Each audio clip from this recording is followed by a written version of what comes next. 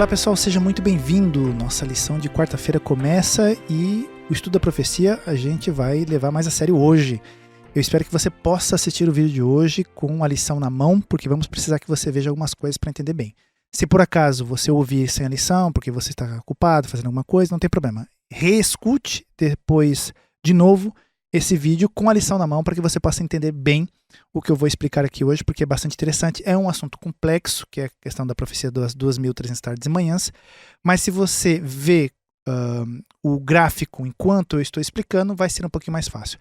Não vou entrar em muitos detalhes, porque não é o objetivo da lição, creio que também sábado na igreja não vai ser o objetivo.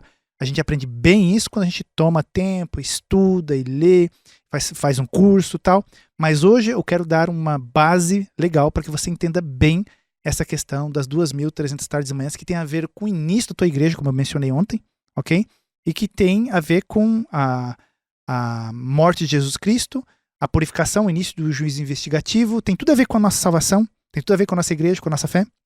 Então é importante conhecê-la um pouco, ok?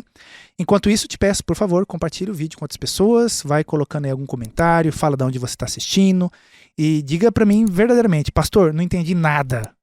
Não entendi nada. Quem sabe, se tiver muita gente que não entendeu nada, eu posso fazer um vídeo mais longo, onde eu pego essa profecia e vou tentar esmiuçá-la mais, vou tentar gravar a minha tela, mostrando, tal, desenhando, e assim você vai poder ter um conhecimento um pouquinho mais profundo dessa profecia. Mas vamos tentar hoje, com o que a gente tem aqui, com pouco tempo que a gente tem, para entender um pouquinho essa profecia. Se você está pronto, vamos então começar a lição de hoje. Então, o versículo de hoje não poderia deixar de ser outro, Daniel 8,14. Ele me disse, tudo isso levará 2.300 tardes e manhãs. Então o santuário será reconsagrado ou purificado. Em outras versões está purificado, na minha está reconsagrado. Tardes e manhãs, uma tarde e uma manhã é um dia. Nós aplicamos aqui o princípio bíblico de um dia é igual um ano. Isso aí é de base, ok? Eu quero agora que você pegue a tua lição, se você pode, e vá lá na sexta-feira, porque a lição da semana traz um gráfico na sexta-feira. Porque, veja bem, o Guilherme Miller, quando estava estudando, ele pensou, peraí, os 400 anos que foram prometidos, né, como diz a lição, para que terminasse o cativeiro egípcio, aconteceu. No final dos 400 anos eles saíram. Depois temos os 40 anos de peregrinação do deserto, né, como foi prometido, aconteceu. Depois os 70 anos de cativeiro do povo de Israel na Babilônia, que Daniel estava preocupado e faz a oração em Daniel 9, que a gente vai ver daqui a pouco, né? Porque ele quer entender um pouquinho esse negócio dos 70 anos, porque está terminando e parece que não vai acontecer nada.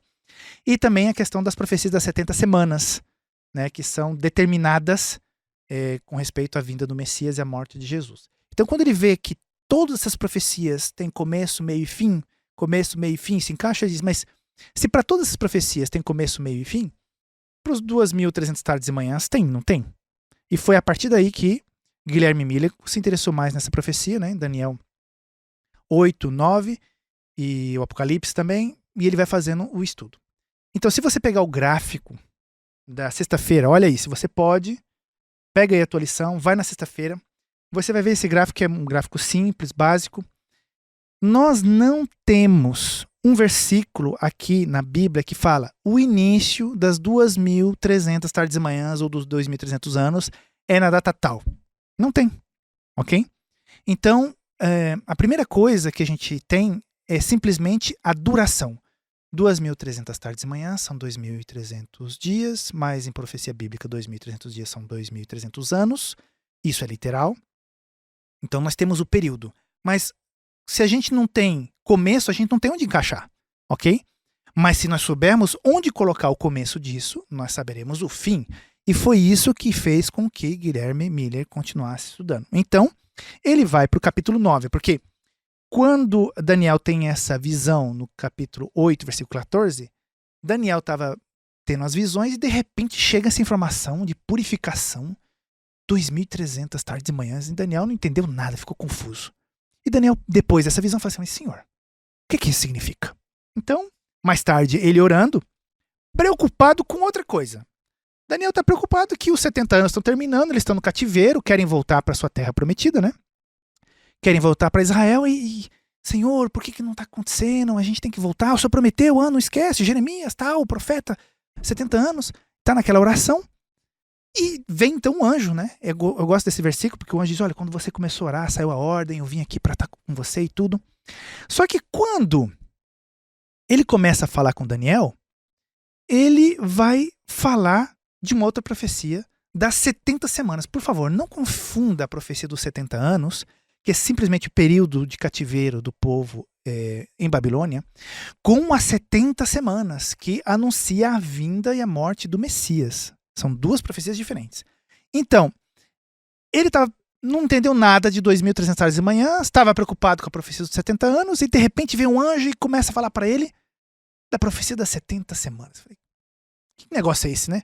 Já estava complicado, agora vem complicar mais a vida. E aqui vamos ler comigo, se você está aí, né? Lê comigo.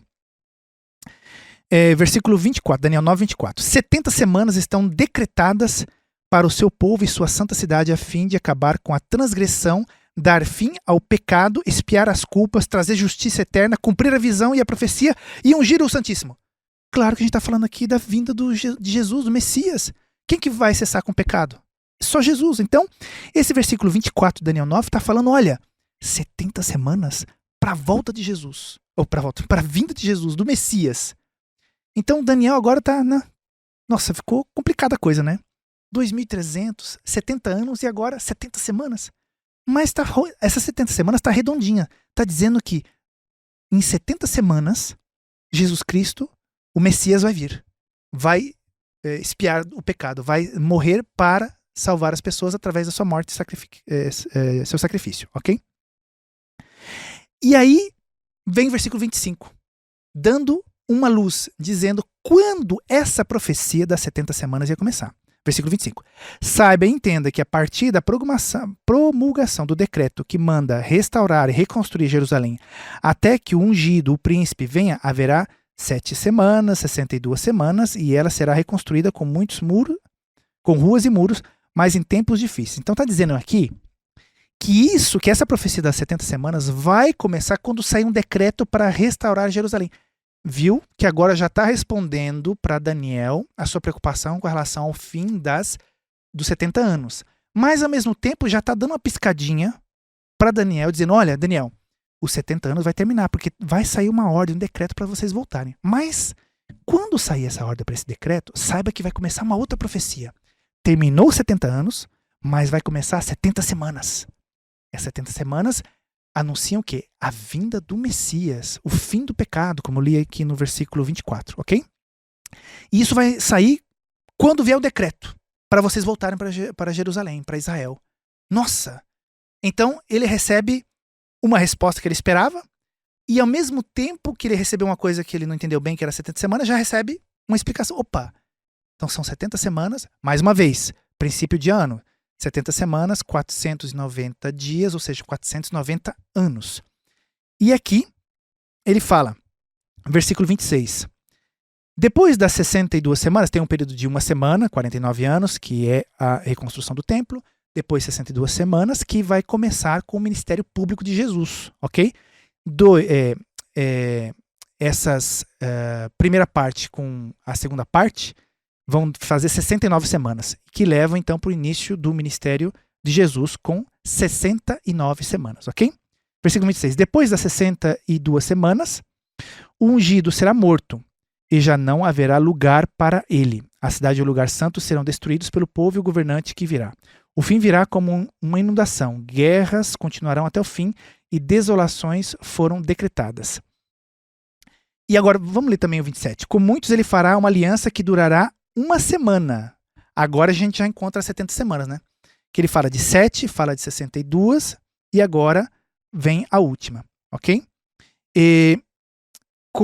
Versículo 27. Com muitos ele fará uma aliança que durará uma semana. No meio da semana, ele dará fim ao sacrifício e à oferta. Ou seja, no meio da semana, depois de 3 anos e meio de ministério público de Jesus, faz cessar a oferta, porque Jesus agora é o Cordeiro de Deus, não precisa mais de cordeiro. Entende? É isso que significa. E numa ala do templo será colocado o sacrilégio terrível até que chegue sobre ele o fim que ele está decretado. Então, tem vários outros detalhes que eu não vou entrar em detalhes aqui, mas a gente percebe que nós temos os 490 anos que levam até essa morte de Jesus A morte de Jesus acontece no final da primeira, no meio da primeira, na última semana, perdão, ali no meio, e depois de 3 anos e meio que Jesus morre, começa então a grande perseguição. Tem a morte de, em português o nome é como é o nome? Estevão. Então morre Estevão e a partir daquele momento a igreja começa a ser perseguida. Então aí termina a profecia das 70 semanas, ok? Então, por que a gente tem que falar da profecia das 70 semanas para entender a profecia das 2.300 tardes e manhãs? Por quê? Porque quando, aqui na lição explica, quando fala que essa profecia foi cortada, se você perceber na tua lição, ali no gráfico, você vai ver que os 2.300 tardes e manhãs, 2.300 anos, é um período bem longo. E os 490 anos, as 70 semanas, pega a primeira parte. Por isso que a Bíblia diz que essa profecia foi cortada. Cortada da onde? Cortada da profecia maior, ok? Então é por isso que, ao saber o início das 70 semanas, você tem também o início das 2.300 tardes e manhãs. E como a gente sabe que isso aconteceu, o decreto para que eles voltassem para Jerusalém em 457 a.C., que se a gente faz depois o cálculo e não contamos o zero, porque no zero não conta, você chega a 1844. Então, eu sei que pode parecer um pouco confuso, mas é super interessante ver que quando Guilherme Miller, leu isso, entendeu isso e reestudou, isso encaixava direitinho. Então ele ficou super impactado e começou a pregar, e muitas pessoas passaram a se encantar com o estudo da palavra de Deus. E por isso houve todo esse movimento, como eu falei ontem, que originou na quinta parte dessas pessoas na questão da igreja adventista, ok? Só que para